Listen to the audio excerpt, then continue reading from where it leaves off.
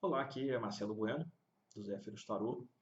No próximo dia 19 de novembro, nós temos um encontro marcado em São Paulo para o workshop Cartas Numeradas.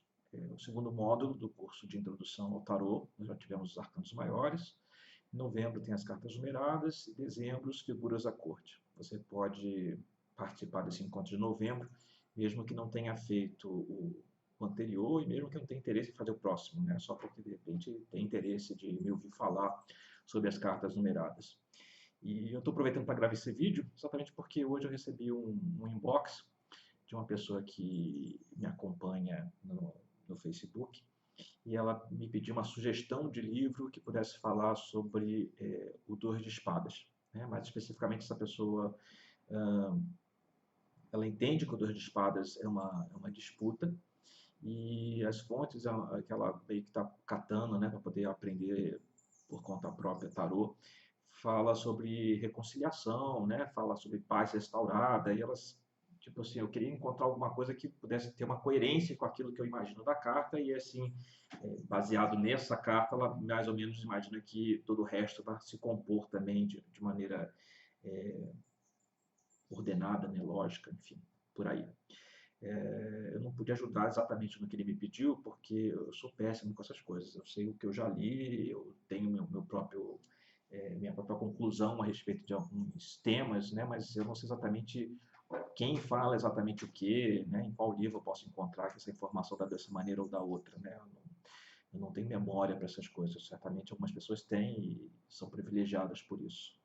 A grande questão, né, foi que eu expliquei para ele, e agora estou contando aqui para você nesse vídeo, é que trabalhar com carta numerada é uma coisa zoneada mesmo, né? Porque dependendo do que você encontra, né? A partir do momento daquilo que você adota como fonte de referência, você vai encontrar um monte de divergência no mercado, né? Primeiro porque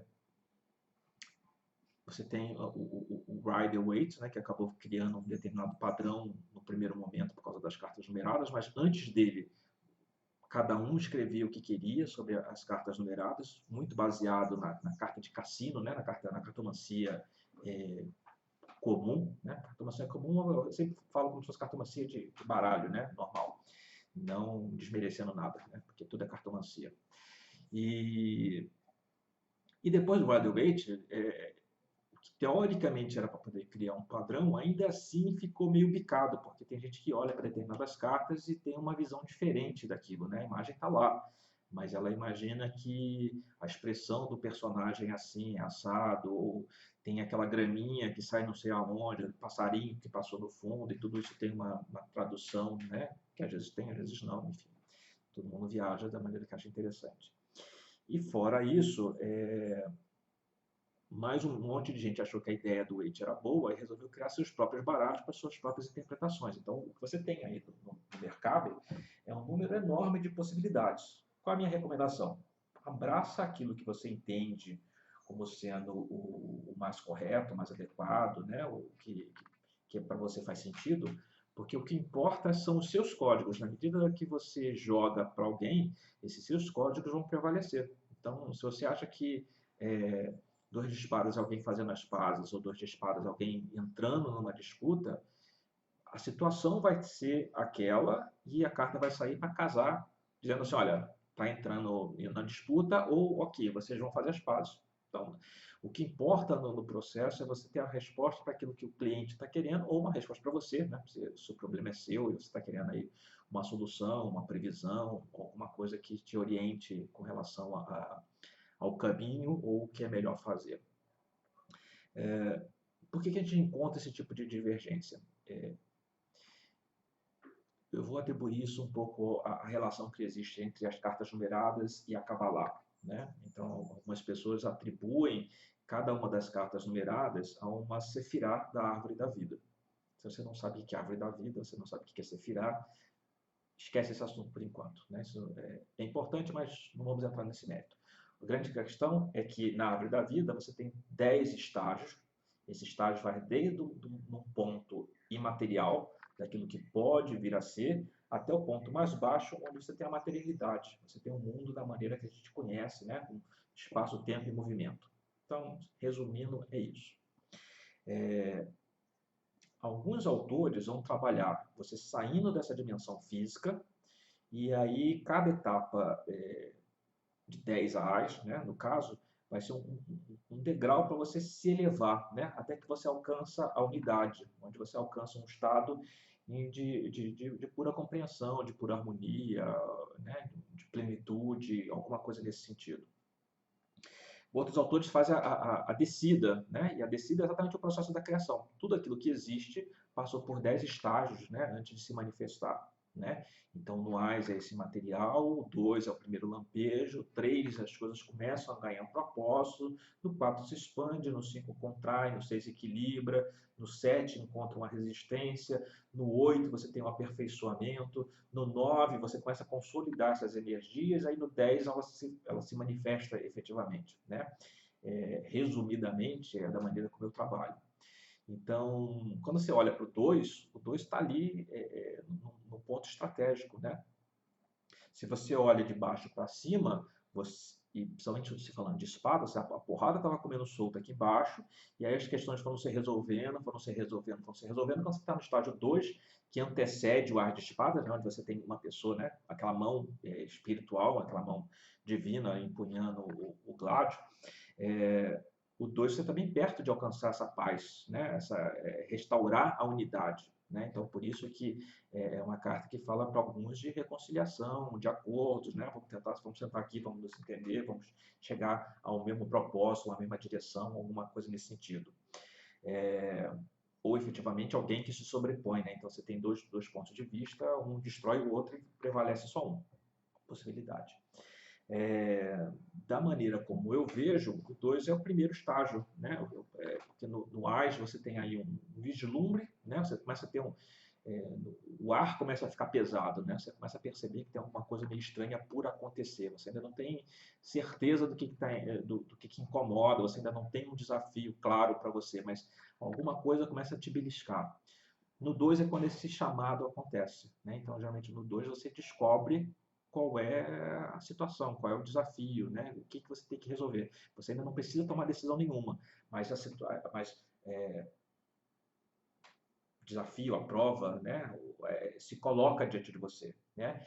E aí você tem duas opções: ou você ignora esse desafio e você não vai ficar feliz por isso, não tem como, porque a partir do momento que você descobre, você sabe que está incomodando, você sabe que está errado, você sente necessidade de fazer alguma coisa, ou você toma uma atitude, né? Você compra essa briga, né? E comprar essa briga também é uma situação de desconforto, porque às vezes você não quer meter a mão nessa cumbuca, mas é inevitável. O que eu sempre falo para as pessoas é que entre ficar desconfortável com a situação e ficar desconfortável por ter que tomar uma atitude, é preferível o desconforto da atitude, porque pelo menos você sabe que isso em algum momento vai chegar lá num ponto que a solução aparece.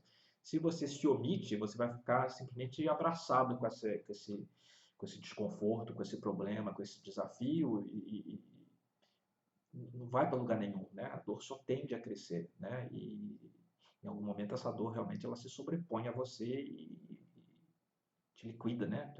Traz uma situação muito pior. Essa visão do 2 de espadas ela é bem clara quando a gente olha o tarot mitológico, que é exatamente essa situação em que Orestes fica sabendo da roubada que ele tem pela frente, né? Ele está entre o pai e a mãe, ele sabe que seguindo as normas ele precisa tomar uma atitude com relação a isso, ele sabe que se ele tomar a atitude correta, ainda assim ele vai pagar um preço, né? Porque o que ele teoricamente tem que fazer vai contra as regras divinas, né? Então quem conhece o mitológico sabe da história, não vou reproduzir tudo aqui. No Dame Fortunes of Will, Dames Fortunes Will, isso. Você tem dois guerreiros, mas você perceba que eles estão de mãos dadas, né? As espadas estão lá do lado de fora. A carta lá no livretinho branco fala exatamente sobre amizade, sobre conciliação, né? Estão aqui de boa, né? Então, se eles estavam em campos de batalha diferentes, aqui nesse momento eles se encontram e está tudo bem. Provavelmente eles são aliados, né? Então provavelmente eles realmente lidam já com eles lutam lado a lado, né? Mas está falando exatamente dessa irmãos de arma, né? Que é uma maneira de colocar as coisas. No nosso tarô, que acabou de cair a carta, um instantinho só.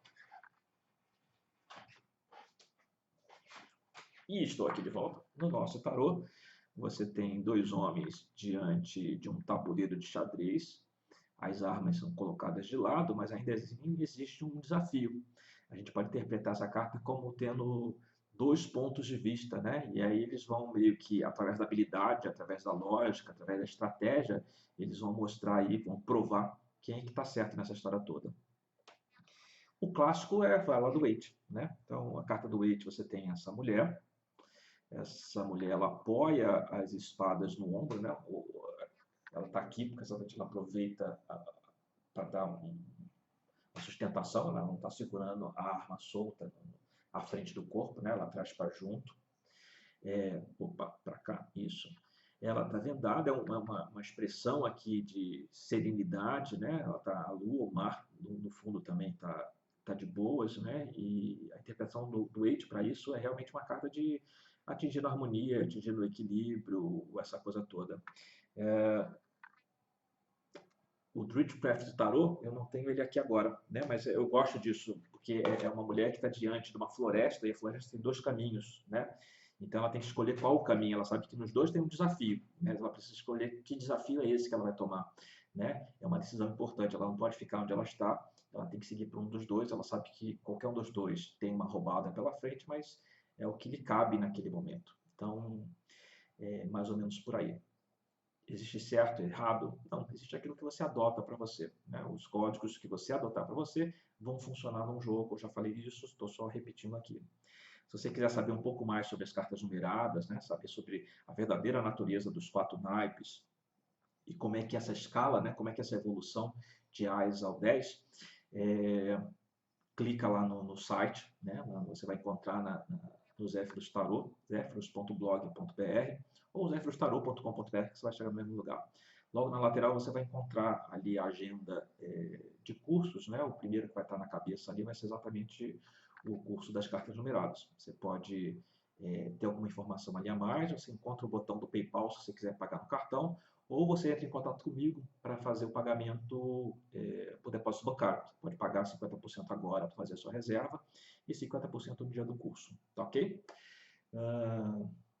É isso. Eu nunca sei exatamente para onde olhar aqui na câmera. Eu já testei olhando para ela, mas ainda assim parece que o olho está para o outro lado. Então, enfim, esse sou eu.